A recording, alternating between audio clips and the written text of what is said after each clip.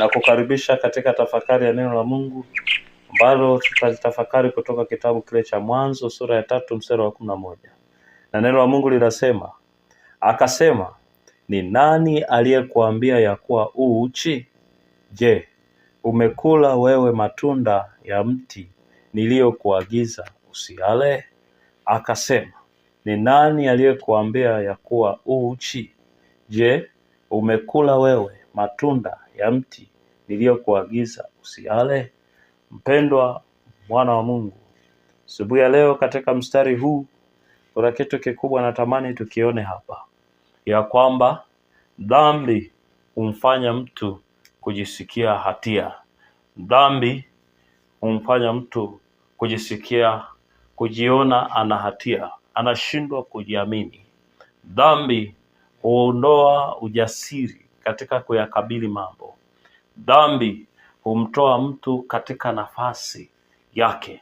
Dhambi humuondoa mtu katika nafasi yake ambayo Mungu amemweka. Mtu yule huwa mkimbizi, akikimbia huku na kule akitafuta msaada.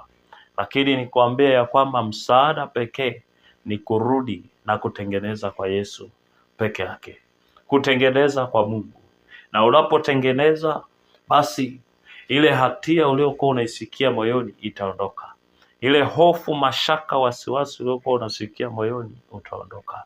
Mpendo mtu wa Mungu, tunapotazama kitabu hiki cha Mwanzo sura ya 3 mstari wa 11, tunaangalia habari za wazazi wetu wa kwanza, Adam pamoja na Hawa. Walipokosea, hapo waliona mambo yamebadilika. Kila kitu kimebadilika. Kwanza wakajiona wako uchi, wakakimbia wakaenda wakajificha.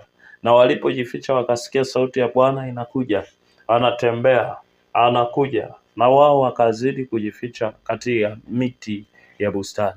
Na Bwana akamuita Adamu, akamwambia, uko wapi? Ndipo Adamu akajibu akasema, nalisikia sauti yako bustanini, nikaogopa kwa kuwa mimi ni uchi, nikajificha. Na ndio linakuja mstari huu wa 11 ukionyesha ya kwamba Mungu akamuuliza Adamu ya kwamba, ni nani aliyekuambia uko uchi? Nani aliyekuambia uko uchi?